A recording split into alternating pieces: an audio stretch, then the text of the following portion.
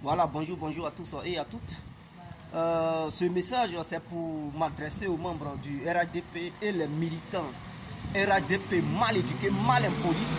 Ils sont souvent des petits idiots, des personnes irréfléchies, des personnes qui se comportent comme des petits crapauds. C'est à ces gens-là que je parle. Parce que ces gens-là nous ont fait toujours croire qu'il y avait la paix en Côte d'Ivoire et que chercher la paix n'était plus à l'ordre du jour. Mais nous constatons que ces gens-là sont remplis de haine. Ils ne connaissent pas ce que c'est que la liberté d'expression. Ils ne savent pas ce que c'est que critiquer. Ils ne savent pas ce que c'est que les arguments.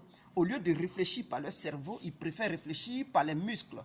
Tout ce qu'ils savent dire, c'est de menacer les gens. On va te tuer, on va te faire la peau, tu penses que tu es caché et tout. Avec une telle idiotie, je pense que 2020 sera encore très grave pour la Côte d'Ivoire. Prenez conscience, sinon, si vous ne prenez pas conscience, 2020 sera encore pire que 2010. Ce que nous avons connu, ça va être encore multiplié par 4 en 2020. Alors ça, c'est un échantillon. On parle d'Ahmed Bakayoko concernant ce qu'il a fait, concernant ce qu'il a engendré. Et ce tohu-bohu qu'il a semé à Côte d'Ivoire, on dénonce cela. Et c'est vous qui êtes là, menacez les gens. C'est vous qui êtes là, voilà, dit aux gens que oui, la Maca nous attend et tout. Moi, je m'en fous de Maca. On meurt une fois. J'ai parlé, je vais mourir. Je n'ai pas parlé, je vais mourir. Je préfère parler et mourir que de me taire et mourir. On vit une fois, on meurt une fois. Alors, vos menaces ne peuvent jamais m'intimider. Voilà, je suis un homme, que je parle. Je connaîtrai un jour la mort. Que je me taise, je connaîtrai un jour la mort. Alors, je préfère parler et connaître la mort que de me taire et connaître la mort. Vous devez le comprendre. Alors, c'est pas parce que j'ai approuvé ou bien j'approuve la politique du président en place, Alassane Ouattara, que vous allez penser que si les membres de son gouvernement se comportent de façon négative, de façon vraiment abusive envers le peuple ivoirien, alors nous les autres on va se taire. Non, non, non, non, non. Moi, que ce soit ma mère, mon père, mon frère, mon ami et tout, tu te comportes mal, je vais te dire la vérité. Le fait de dire la vérité à un individu, si c'est cela vous appelez un crime contre l'humanité, je préfère accepter ce crime. Parce que quelqu'un qui ne te donne pas les conseils est ton pire ennemi. Lui qui te dit la vérité, c'est celui-là qui t'aime. Lui qui passe son temps à remuer sa tête, oui, oui, j'ai compris. Lui là, c'est un débit, c'est un malheur pour toi. Alors, je pense que j'ai été clair et je suis clair sur ce. On se laisse. Les membres du RADP, cherchez à vous cultiver. Parce que le manque de la transparence crée toujours le désordre. Et c'est ça qui a été le cas le 30e du mois passé. Parce qu'il n'y a pas eu de transparence. Et Ahmed Bakayoko, je vous le dis encore et je le confirme, qu'il a sacrifié Arafat Digué. C'est un sacrifice humain qu'il a fait parce qu'il veut devenir le candidat. Parce qu'il est le candidat du RADP aux élections présidentielles de 2020 et il avait besoin d'un pouvoir, il avait besoin de sacrifier un être humain. Et Arafat Digué a été le sacrifice du temps. Écoutez, moi je vais vous dire quelque chose. Cette vidéo environ fera au moins 5 minutes. Vous savez comment la mort de Didier Arafat s'est passée? Moula, il est inclus là-dedans.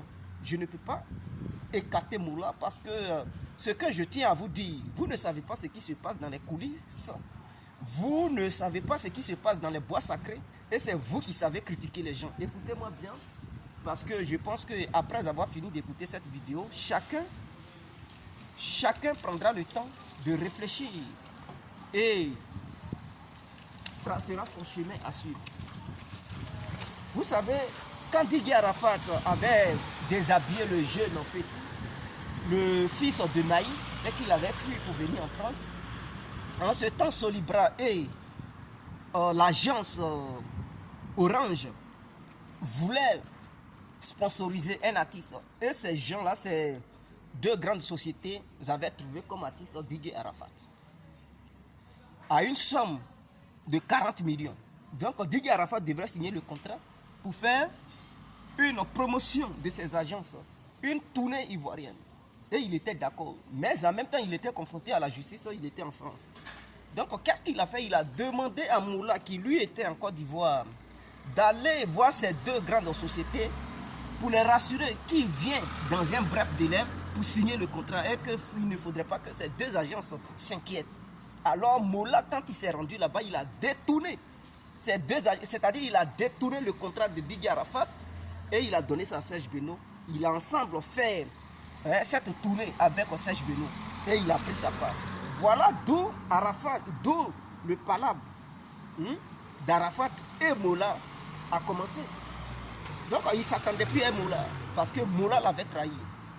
Et comme Moula, il a dit, bon petit, comme tu veux faire une confrontation avec moi, alors je vais te verrouiller partout en Côte d'Ivoire. C'est ainsi que Moula est allé voir Ahmed Bakayoko. Puisqu'il y avait déjà vraiment une petite mésentente entre Ahmed Bakayoko et Didier Arafat. Mais Ahmed Bakayoko faisait encore quelque chose pour Arafat Didier.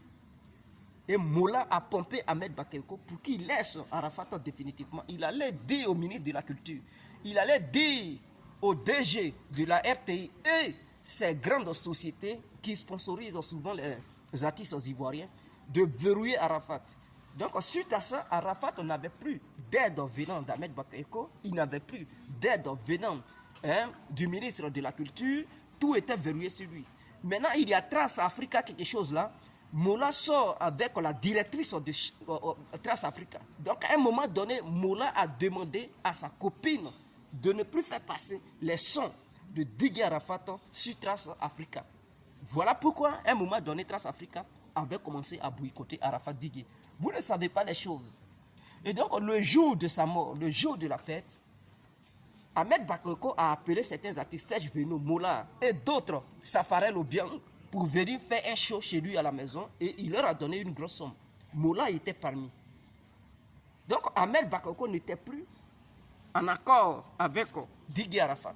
Est-ce que vous comprenez? Ça l'a frustré. Suite à ça, ils sont partis chez Ouattao.